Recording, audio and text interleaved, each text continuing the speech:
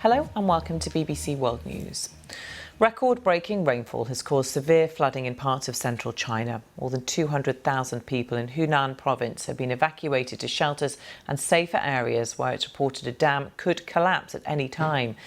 At least 12 people have died in the city of Zhengzhou after its subway system was inundated with rushing water. Mark Lobel reports. Floodwater spreading fear. The partly submerged city of Zhengzhou. Its subway system now an underground river. Commuters standing for air. Rescuers bravely reacting to unprecedented scenes, though not everyone made it. Large parts of the train system shut down. Rip currents seemingly running along roads. The amount of rain over the last 3 days in this provincial capital usually falls in an entire year, bringing traffic to a standstill. Many homes were no place for refuge. Over 10,000 residents in the region relocated. More than a dozen cities in the central part of China affected, with Henan's population close to 100 million.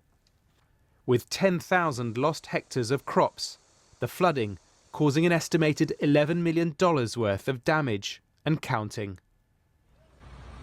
Rescuers worked all hours, battling floods caused by many factors, including that a warming atmosphere caused by climate change makes extreme rainfall like this more likely, with downpours here forecast to continue for many hours. Mark Lobel, BBC News. Well, for the latest, I've been speaking with our correspondent in Beijing, Stephen McDonnell. China's leader has described the situation in Henan as extremely severe, and local officials are saying now 200,000 people have been moved to safer areas because of rising floodwaters. But right across the country, people have been shocked to see those images. I mean, taking public transport, it's a normal part of life in China.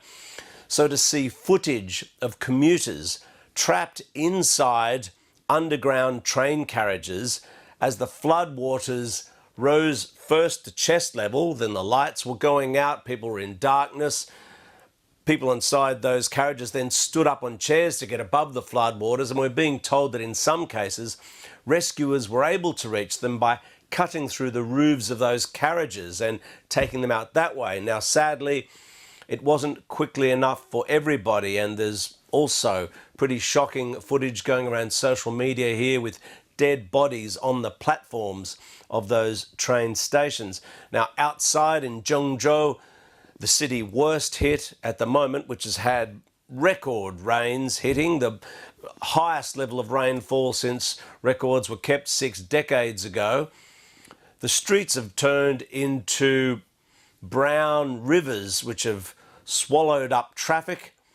And in an even more alarming development, the military is saying that at a nearby city, a major dam could actually burst, and that soldiers have been mobilised there to blast around the dam in an attempt to divert floodwaters, take the pressure off the dam, in the hope that what they're talking about is already as a sort of 20-metre fissure in the dam.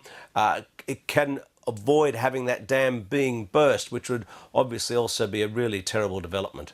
So, as you said, 200,000 people being moved to higher ground. It's a staggering number. How are the authorities managing that? Where are they being housed?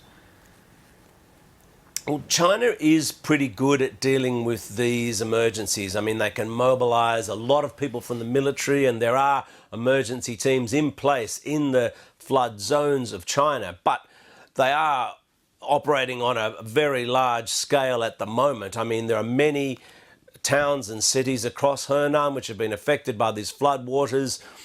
They're having to move around by boat to get people out of buildings. There are obviously people sitting on the roofs of houses and the like.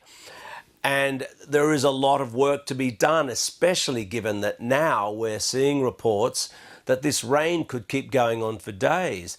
And so the situation could actually continue to deteriorate as rescue teams are trying to reach people who are being trapped by the rapidly rising waters. I should add that there's some talk, by the way, in terms of a long-term problem, that the dams in that area have made the already serious problem with climate change even worse, because they've cut off rivers from lakes, they've cut off the floodplains from rivers which are normally able to absorb the summer deluges, which you do get in China at this time of year. But you know, it's becoming worse and worse, and you know, the flooding is increasing every year to another level, it seems. Stephen McDonnell in Beijing there.